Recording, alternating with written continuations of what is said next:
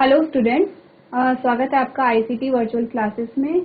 तो हम यहाँ पे साइंस का क्वेश्चन पेपर सॉल्व कर रहे थे, जिसमें कुछ क्वेश्चंस को हमने यहाँ पे सॉल्व कर लिया था। आगे का जो पोर्शन है वो हम आज यहाँ पे सॉल्व करेंगे। तो आइए स्टार्ट करते हैं। ये क्वेश्चन हमने यहाँ पे स्टार्ट कर लिए थे, जिसमें सबसे पहला जो क्वेश्चन हमारे पास आया है वो मिलान करने के लिए आया है। कॉलम ए को कॉलम बी से हमें क्या करना था, मैच करना था, जो कि हमने यहाँ पे किया। के बाद तो यहाँ पे जो मैच करने के लिए आए हैं सारा मिक्स हो गया है। ऐसा नहीं कि एक ही टॉपिक से सारे जो यहाँ पे हमें ऑप्शन दिए गए हैं सारे एक ही टॉपिक से नहीं है, अलग अलग टॉपिक से हैं। इसके बाद सेकंड जो हमारे पास क्वेश्चन आया है वो ट्रू एंड फॉल्स से आया है, यानी कि सही और गलत हमें यहाँ पे टिक करना है, कौन सा कथन सही है और कौन सा कथन गलत है। इसके बाद यहाँ पे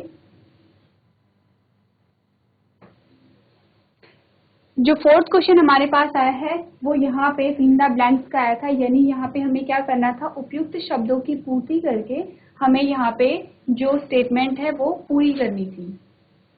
इस प्रकार से हमने यहाँ पे 4 क्वेश्चंस को कंप्लीट कर लिया था और आज हम जो क्वेश्चन यहाँ पे करेंगे वो होगा क्वेश्चन नंबर 5। तो क्वेश्चन नंबर 5 में हमसे पूछा गया है, how would you show that setting of curd is a chemical change, यानी आप कैसे बताएंगे कि दही का जमना एक रासायनिक परिवर्तन है। अब यहाँ पे बात आई है रासायनिक परिवर्तन और भौतिक परिवर्तन। परिवर्तन की बात हम कर रहे हैं, हमने कहा हमारे पास 2 प्रकार के परिवर्तन आते हैं।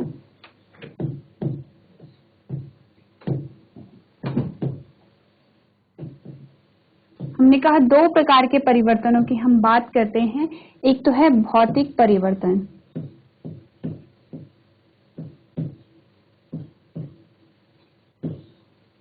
और एक है रासायनिक परिवर्तन। तो क्या अंतर है, क्या डिफरेंस है दोनों में, भौतिक परिवर्तन और रासायनिक परिवर्तन में? हमने कहा भौतिक परिवर्तन वो परिवर्तन होते हैं जिनमें भौतिक रूप से यानी कि फिजिकली वहां पे कोई चेंजेस आ रहे हैं। जैसे कि हमने कहा भौतिक परिवर्तन में वो सारी चेंजेस, वो सारे परिवर्तन आएंगे जिससे कि कोई चीज है उस चीज में हम परिवर्तन कर रहे हैं। अब परिवर्तन जब हम कर रहे हैं तो उससे एक नया प्रोडक्ट नहीं बना है। इसका एग्जाम्पल हमने कहा हमारे पास एक ये पेपर है और पेपर के हमने छोटे छोटे पीस यहाँ पे कर लिए हैं।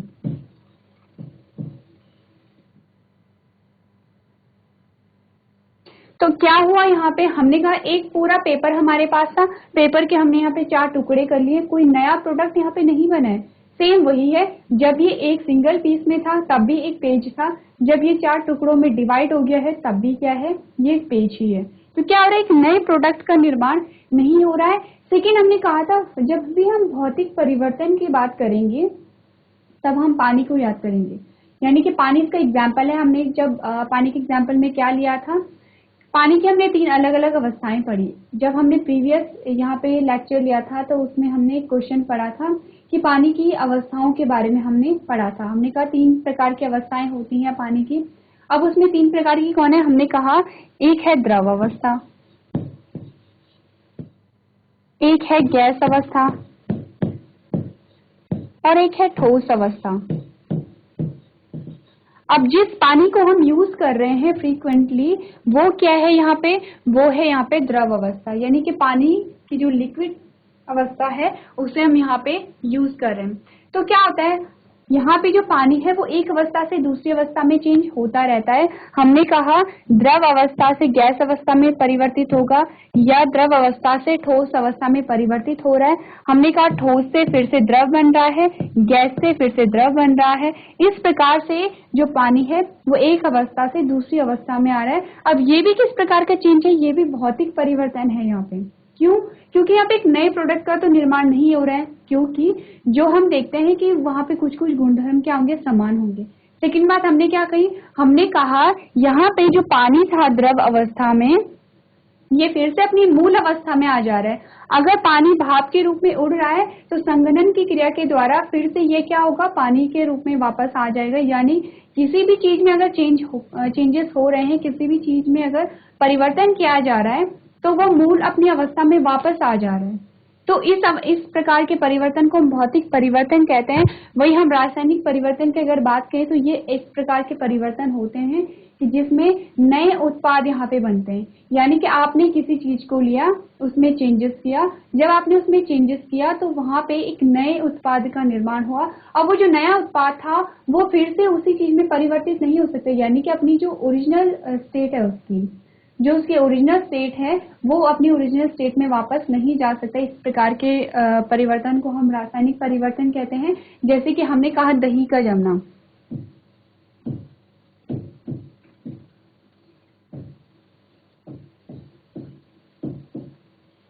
दही का बनना या दूध का जमना, हम क्या कहते हैं, दही का बनना। यहाँ पे देखते हैं, हमने कहा एक बार अगर दूध से दही बन गई है तो दही से दूध नहीं बनता है। अब दही फिर से अपनी ओरिजिनल स्टेट में वापस नहीं आ सकती, दूध नहीं बन सकता है।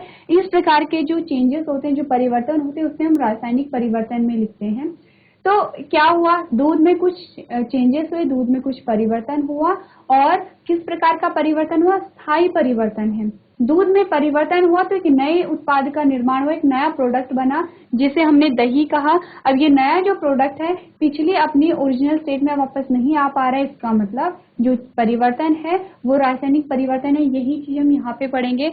हमने कहा रासायनिक परिवर्तन को किसी भी परिवर्तन के रूप में परिभाषित किया जाता है जिसके परिणाम स्वरूप नए रासायनिक पदार्थ बनते हैं।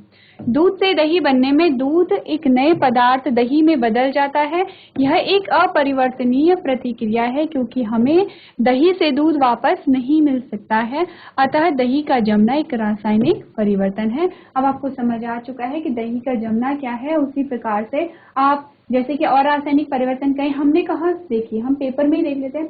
हमने कहा पेपर के हमने टुकड़े कर दिए हैं, हमने पेपर को फाड़ दिया है, वो क्या है, भौतिक परिवर्तन है। हमने कहा हमने पेपर को जला दिया है, वो रासायनिक परिवर्तन है। इस प्रकार से यहाँ पे क्या होगा, इस प्रकार से आपको अलग अलग तरीके से देखना है कि जो भी परिवर्तन हो रहा है, अलग अलग आपके पास एग्जाम्पल आएंगे और आपको उनमें से देखना है कौन सा भौतिक परिवर्तन है और कौन सा रासायनिक परिवर्तन है। नेक्स्ट जो हमारे पास क्वेश्चन आया है उसमें हमसे पूछा गया है किसी पुष्प चित्र खींचकर उसे जनन अंगों को नामांकित कीजिए, यानी कि sketch the reproductive parts of the flower, यानी कि हमें एक फूल की संरचना बनानी है और उसके क्या रिप्रोडक्टिव पार्ट्स को हमें बताना है।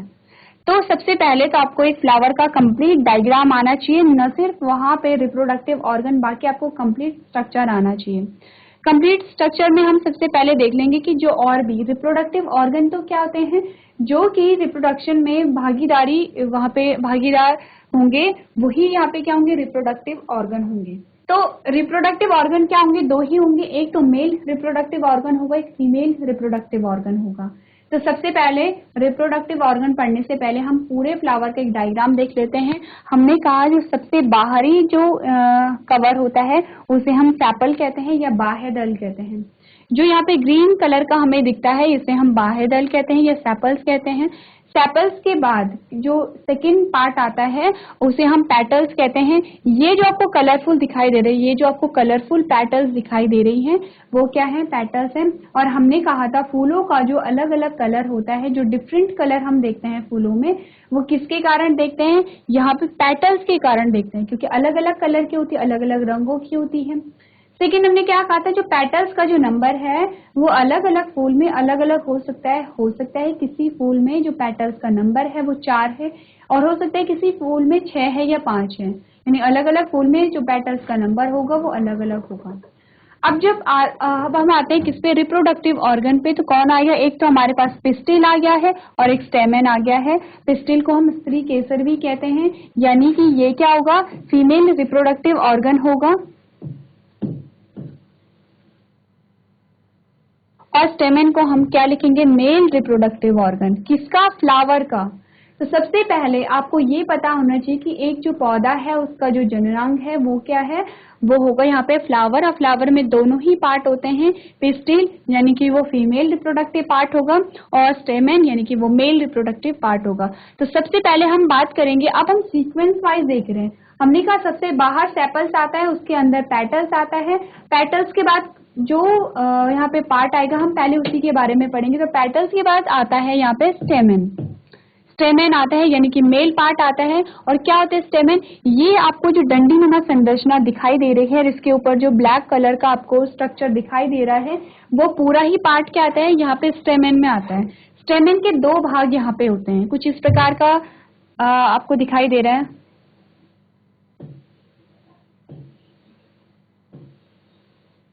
कुछ इस प्रकार का स्ट्रक्चर आपको दिखाई दे रहा है। तो ये इस पार्ट को हमने क्या कहा? स्टेमेन कहा।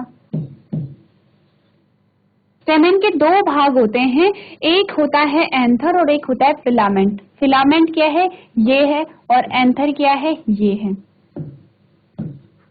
यानी कि जो सबसे ऊपर आपको ब्लैक कलर में दिख रहा है उसे हम एंथर कहेंगे, और जो ये डंडीनुमा संरचना है इसे हम फिलामेंट या तंतु कहते हैं। अब एंथर के अंदर क्या होता है? यहाँ पे मेल गैमीट होगा, पॉलन ग्रेन होंगे, पॉलन ग्रेन के अंदर क्या होगा? यहाँ पे मेल गैमीट होगा। और एंथर क्या कर रहा है? एंथर यहाँ से जो मेल पार्ट है उसे फ्लावर से कनेक्ट कर रहा है, यानी कि फूल से जोड़ने का जो काम करेगा वो किसका होगा? यहाँ पे फिलामेंट का होगा। तो यहां तक की बात क्लियर है। ये हमारे पास क्या आ गया? मेल पार्ट आ गया। अब सेकंड, जो लास्ट, जो सबसे अंदर का जो पार्ट हमारे पास आता है वो है पिस्टिल। आपको ये पता होना चाहिए कि सीक्वेंस क्या है फ्लावर का। ऐसा नहीं होना चाहिए कि पहले आपने पिस्टिल को शो कर दिया है फिर आप यहाँ पे स्टेमेन को शो कर रहे हैं। यहाँ पे आप देख रहे हैं जैसे स्ट्रक्चर आपको दिखा रहा है कि जो स्टेमेन है ये बाहर की तरफ है, और पिस्टिल कौन है? ये वाली जो आपको संरचना दिखाई दे रही है ये पूरी क्या है? यहाँ पे पिस्टिल है। पिस्टिल के तीन भाग होते हैं। तो कुछ पिस्टिल का अगर हम डायग्राम देखें तो किस प्रकार का हमें दिखाई दे रहा है? कुछ इस प्रकार का हमें दिखाई दे रहा है।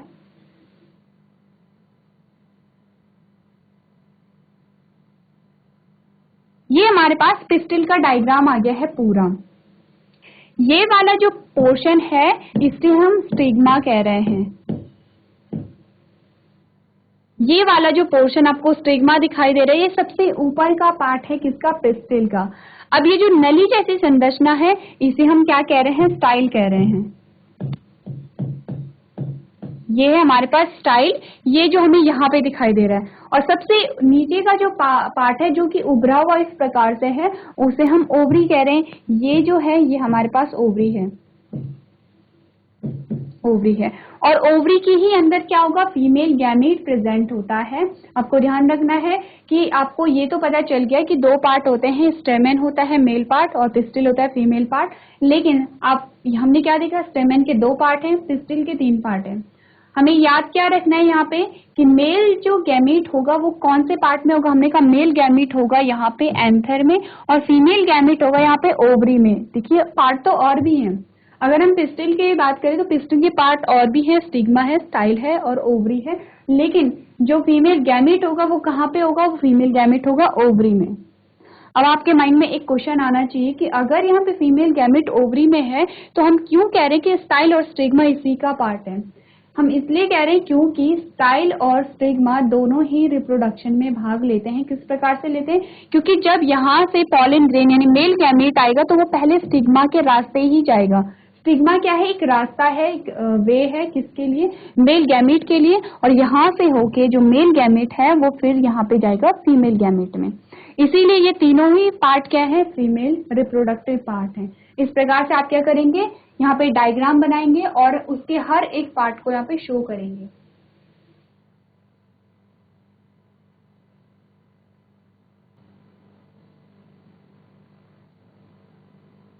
चलिए इसके बाद जो नेक्स्ट हमारे पास क्वेश्चन आता है इसमें हमसे पूछा गया है explain the difference between self pollination and cross pollination, यानी कि स्वपरागण एवं पर परागण के बीच अंतर स्पष्ट कीजिए। तो देखिए ये किसका पार्ट है? ये इसी जो क्वेश्चन नंबर हमारे पास यहाँ पे आया है, जो क्वेश्चन हमारे पास है उसी का ये सेकंड पार्ट है। पहला पार्ट ये है और दूसरा पार्ट क्या है? ये है। हमें यहाँ पे स्वपरागण और पर परागण के बीच के अंतर को स्पष्ट करना है। उससे पहले हमें ये पता होना चाहिए कि परागण क्या है। ये हमारे पास इमेज और इसी इमेज में हम देख लेते हैं। हमने कहा कि ये जो पॉलन ग्रेन है यहाँ पॉलन ग्रेन कहाँ होंगे? एंथर के अंदर। ये जो हमें ब्लैक कलर के दिखाई दे रहे हैं एंथर हमने अभी पढ़ा है। इसके अंदर क्या होगा? यहाँ पे पॉलन ग्रेन प्रेजेंट होगा। तो पॉलन ग्रेन का एंथर से स्टिग्मा में आने की जो प्रक्रिया है उसे हम क्या कह रहे हैं? परागण कह रहे हैं या पॉलिनेशन कह रहे हैं। अब ये जो पॉलिनेशन है दो प्रकार का होता है, स्वपरागण और पर परागण। इन दोनों के बीच में हमें अंतर स्पष्ट करना है। तो हम अंतर को किस प्रकार से स्पष्ट करेंगे? अंतर को स्पष्ट करते हुए हम जानेंगे सेल्फ पॉलिनेशन क्या होता है और क्रॉस पॉलिनेशन क्या होता है। सबसे पहले हम डेफिनेशन को देखेंगे। जब भी हमारे पास कोई अंतर करने के लिए आता है या डिफरेंस करने के लिए आता है तो हम क्या करते हैं, सबसे पहले डेफिनेशन लिखी जाती है। क्या है सेल्फ पॉलिनेशन की डेफिनेशन, आप पढ़ेंगे, transfer pollen grain from the anther to the stigma of the same flower. यानी कि सेल्फ पॉलिनेशन में क्या हो रहा है, पॉलन ग्रेन का एंथर से स्टिग्मा में जो ट्रांसफर हो रहा है वो एक ही फ्लावर में हो रहा है, एक सेम फ्लावर में हो रहा है, यानी कि एक ही फूल में। अगर हम यहाँ की बात करें, एक ही फूल में क्या हो रहा है, एक ही फूल के एंथर से उसी फूल एंथर से क्या हो रहा है, जो पॉलन ग्रेन है उसी फूल के पॉलन ग्रेन उसी के स्टिग्मा में जा रहे हैं। एक ही फूल के अंदर पूरी प्रक्रिया हो रही है। हमने कहा ये क्या है, स्वपरागण है, सेल्फ पॉलिनेशन है। वहीं अगर हम बात करें क्रॉस पॉलिनेशन की तो हमने क्या कहा, हमने कहा transfer pollen grain from the anther to the stigma of a different flower. यानी कि क्रॉस पॉलिनेशन में क्या होगा, अब अलग अलग पेड़ हैं, अलग अलग पेड़ों में क्या है, फूल लगे हुए हैं, फ्लावर लगे हुए हैं। तो क्या है, जो एक पेड़ के जो एंथर हैं वो पॉलन ग्रेन है, वो दूसरे पेड़ के जो फ्लावर है उसके स्टिग्मा पे आ रहे हैं। हमने कहा ये क्रॉस पॉलिनेशन है, पर परागण है। जैसे कि नाम ही इंडिकेट कर रहा है, पर परागण में क्या होगा, एक ही फूल में नहीं हो रहा है, अलग अलग फूलों के बीच में यहाँ पे हो रहा है। सेकेंड हमने क्या कहा, सेल्फ पॉलिनेशन में हमने देखा this process can take place in the same flower और a different flower of the same plant. अब ये क्या कह रहा है, हमने कहा हमारे पास एक प्लांट है, हमारे पास क्या है, एक प्लांट है और यहाँ पे एक फ्लावर है।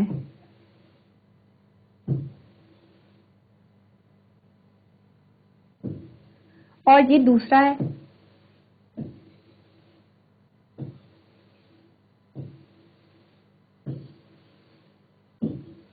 देखिए हमने कहा, अब सेल्फ पॉलिनेशन और क्रॉस पॉलिनेशन को समझ लेते हैं। हमने कहा सेल्फ पॉलिनेशन क्या है, या तो इसी फूल के अंदर क्या हो रहा होगा, जो पॉलन ग्रेन है इसी फूल के अंदर पॉलन ग्रेन का ट्रांसफर हो रहा है, यानी कि एक जगह से दूसरी जगह पहुंच रहे हैं, या फिर इस फूल से इसमें हो रहा है, यानी एक ही पेड़ की बात है। यही तो ये कह रहा है कि this process can take place in the same flower और a different flower of the same plant.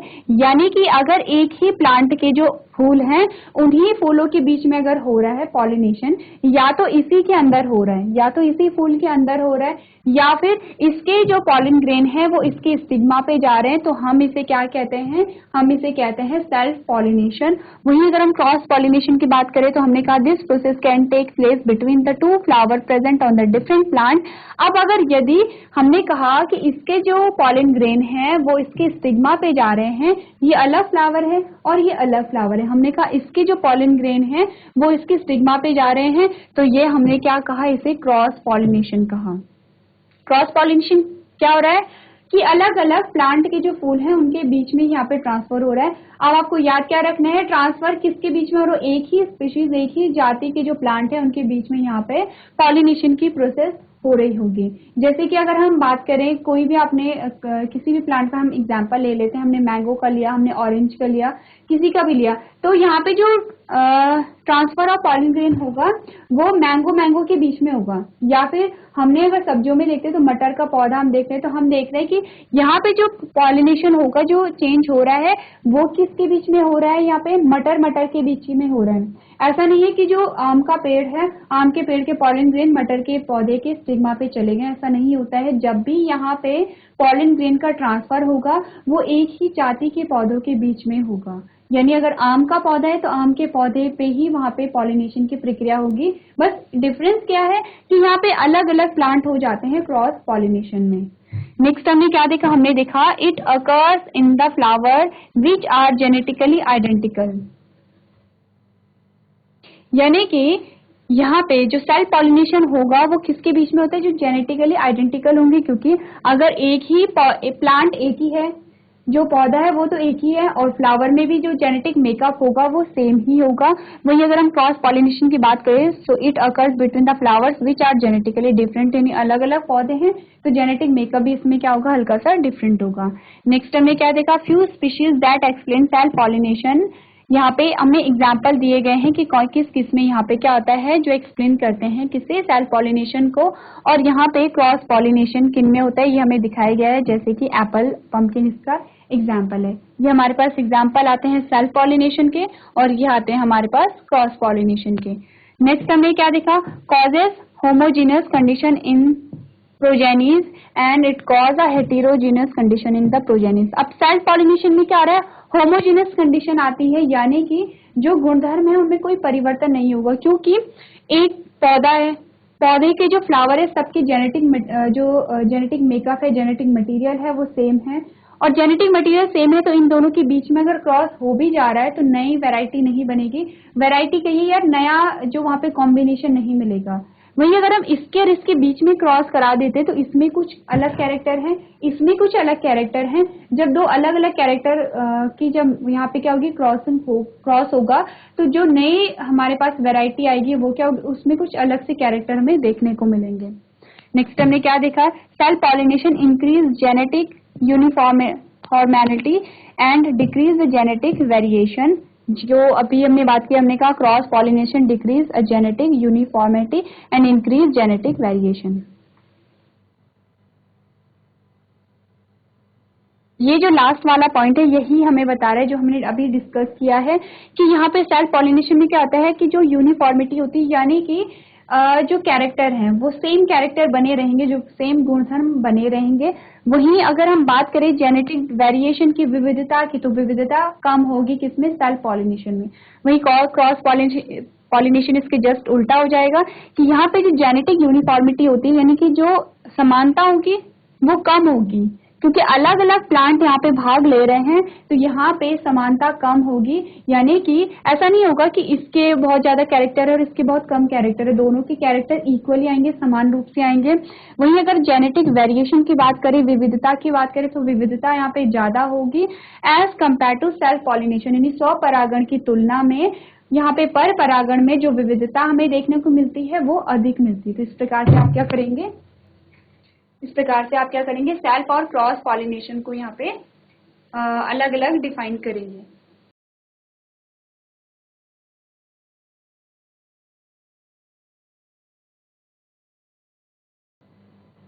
चलिए इसके बाद जो नेक्स्ट हमारे पास क्वेश्चन आता है उसमें यहाँ पे हमारे पास कुछ जो ऑप्शन है वो अलग अलग पार्ट में है, जैसे कि पहला पार्ट ये है और सेकंड पार्ट ये है, थर्ड पार्ट ये है।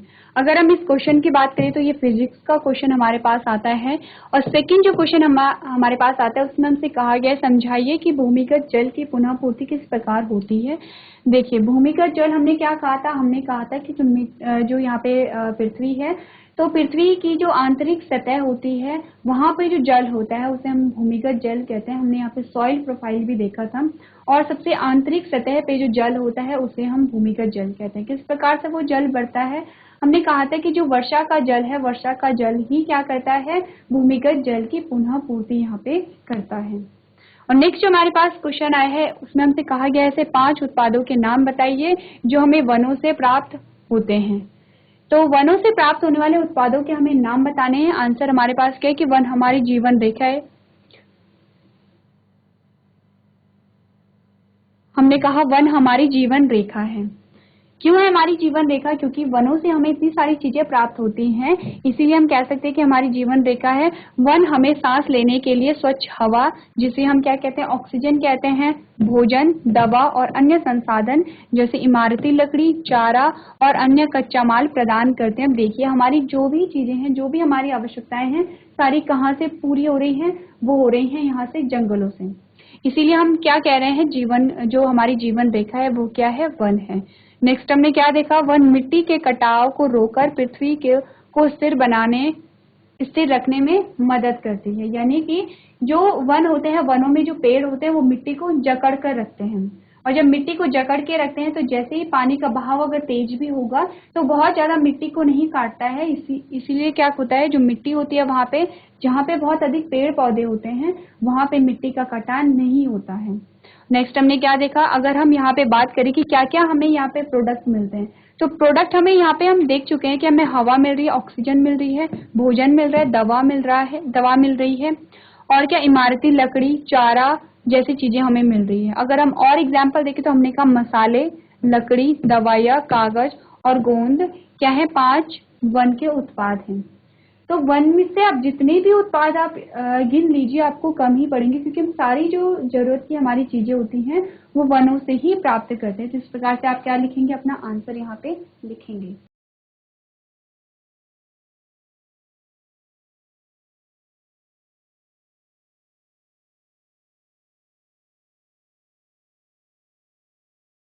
चलिए इसके बाद जो नेक्स्ट हमारे पास क्वेश्चन आता है उसमें हमसे पूछा गया है, classify the changes involve in the following process as a physical और केमिकल चेंजेस। हमें यहाँ पे कुछ प्रोसेस, कुछ प्रक्रिया के नाम दिए गए हैं और हमें बताना है कि ये केमिकल चेंज है या फिर ये फिजिकल चेंज है, यानी कि भौतिक परिवर्तन है या रासायनिक परिवर्तन है। तो सबसे पहले हमारे पास आया है फोटोसिंथेसिस, सेकेंड है मेल्टिंग ऑफ वैक्स, थर्ड है डाइजेशन ऑफ फूड, फिर फोर्थ है बर्निंग ऑफ कोल और लास्ट है डिसॉल्विंग शुगर इन वाटर। चलिए सबसे पहले बात कर लेते हैं फोटोसिंथेसिस की। तो फोटोसिंथेसिस क्या होती है, हमने कहा यहाँ पे CO2 प्लस H2O, यहाँ पे क्या है सनलाइट और क्लोरोफिल, से क्या बना C6H12O6।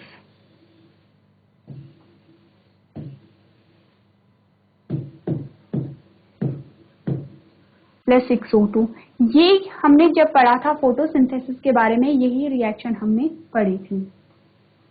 तो हमने क्या देखा था, हमने यहाँ पे देखा था कार्बन डाइऑक्साइड, जल और सूर्य का प्रकाश और क्लोरोफिल यानी कि जो हरित लवक है उसकी उपस्थिति में यहाँ पे क्या हो रहा है, ग्लूकोज का फॉर्मेशन हो रहा है। तो इसी प्रक्रिया को ग्लूकोज के साथ साथ यहाँ पे क्या हो रहा है, ऑक्सीजन का भी फॉर्मेशन हो रहा है और इसी प्रक्रिया को हमने क्या कहा था, फोटोसिंथेसिस कहा था।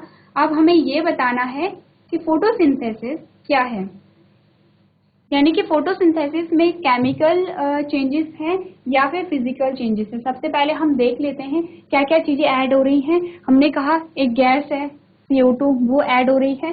सेकेंड हमने कहा वाटर है, यानी कि लिक्विड ऐड हो रहा है और उसके बाद हमारे पास क्या बना, यहाँ पे ग्लूकोज बना। तो यहाँ पे एक नया प्रोडक्ट बन रहा है। सबसे पहले तो हम देख रहे हैं कि नया प्रोडक्ट बन रहा है, ऑक्सीजन भी यहाँ पे नया प्रोडक्ट है और ग्लूकोज भी यहाँ पे क्या है, नया प्रोडक्ट है। तो हमें ये पता है कि जो फोटोसिंथेसिस होगा वो किस प्रकार का चीजेस है, केमिकल चेंजेस यहाँ पे हमें देखने को मिल रहे हैं, यानी कि रासायनिक परिवर्तन हमें देखने को मिल रहे हैं।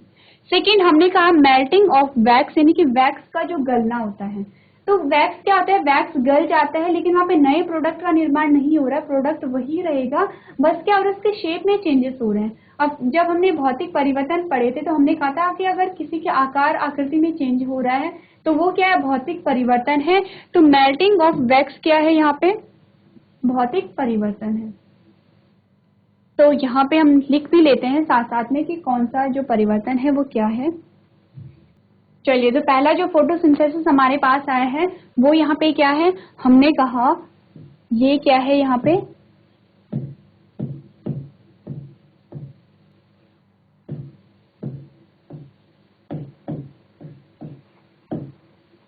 रासायनिक परिवर्तन। सेकंड जो हमारे पास है, जो मेल्टिंग ऑफ वैक्स है वो हमारे पास क्या है, भौतिक परिवर्तन है।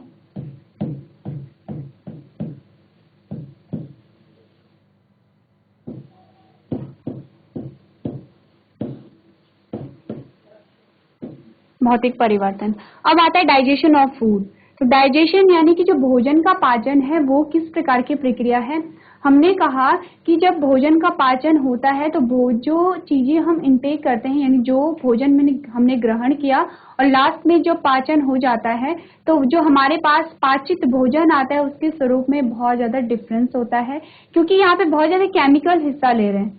जो भोजन का पाचन है वहां पे केमिकल हिस्सा ले रहे हैं और जहां पे केमिकल होंगे वो क्या है, यहाँ पे रासायनिक परिवर्तन है, क्योंकि हम फिर से जो पचा हुआ भोजन होता है उसे हम फिर से कच्चे भोजन में परिवर्तित नहीं कर सकते हैं।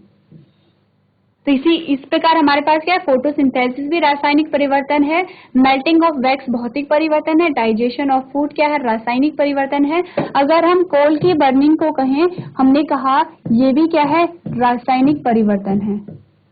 और अगर हमने यहाँ पे क्या क्या, डिजॉल्विंग शुगर इन वाटर यानी कि चीनी का पानी में घुलना क्या है, ये है भौतिक परिवर्तन।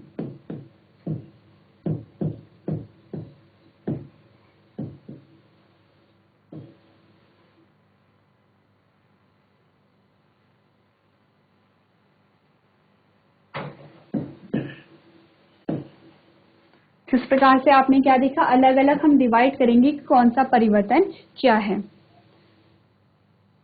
नेक्स्ट जो हमारे पास क्वेश्चन आता है उसमें हमसे पूछा गया कि मृदा की अनुप्रस्थ काट का चित्र बनाइए एवं विभिन्न परतों के नाम लिखिए।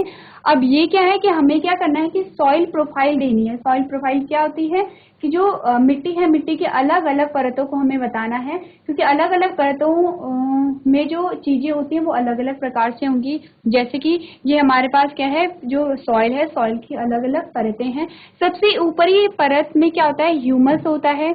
ह्यूमस यानी कि जिसे हम क्या कहते हैं, जो पत्तियां होती हैं, जो खाद हम डालते हैं तो उससे वो क्या हो जाती हैं, फिर वो ह्यूमस में परिवर्तित हो जाती हैं और मिट्टी की उर्वरकता को बढ़ाती हैं। उसके नीचे जो मिट्टी आती है उसे हम क्या कहते हैं, टॉप सॉइल कहते हैं। यानी कि ऊपर तो क्या हुआ, ह्यूमस होता है, क्योंकि उसमें सारी जो चीजें होती हैं उनका अपघटन होता है। जैसे कि हमने कहा कि जो प्लांट बॉडी है, जो पौधे हैं, उनका अपघटन हो गया है, या फिर जो जीव हैं, जीव की जो डेड बॉडी है उनका भी अपघटन हो गया, तो जो ह्यूमस का निर्माण कर रही है। फिर हमने कहा टॉप सॉइल, टॉप सॉइल के नीचे आएगा सब सॉइल। और सब सॉइल में क्या होते हैं, अब धीरे धीरे आप देखोगे बड़े बड़े पत्थर यहाँ पे आने शुरू हो गए हैं। पहले क्या आता है, ह्यूमस सबसे बारीक होगा यानी कि सबसे महीन होता है। उसके बाद टॉप सॉइल में क्या होती है, छोटे छोटे कंकड़ पत्थर आने लगते हैं। उसके बाद जो सब सॉइल होती है वहां पे जो पत्थर है, पत्थर का साइज बड़ा होने लगता है और मिट्टी का कलर भी आप देखेंगे, मिट्टी का कलर भी चेंज होता है। उसके बाद जो रॉक सॉइल आती है, रॉक सॉइल में बड़े बड़े पत्थर होते हैं। लास्ट जो बेड रॉक होता है उसमें बहुत सबसे बड़े बड़े पत्थर होते हैं। और यही क्या होता है, भूमिगत जल होता है, जिसका अभी हमारे पास क्वेश्चन भी आया था। तो इस प्रकार से आप क्या करेंगे, सॉइल प्रोफाइल को बताएंगे, जिसमें आप मिट्टी की अलग अलग परतों के बारे में वहां पे लिखेंगे।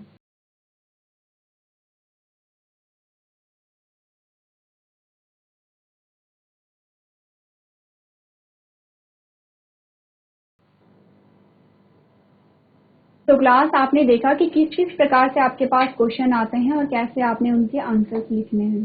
तो आज के सेशन में हम इतना ही करेंगे। इसके आगे का जो पोर्शन है हम उसे नेक्स्ट क्लास में कंटिन्यू करेंगे। अभी तक क्लास में बने रहने के लिए आपका धन्यवाद।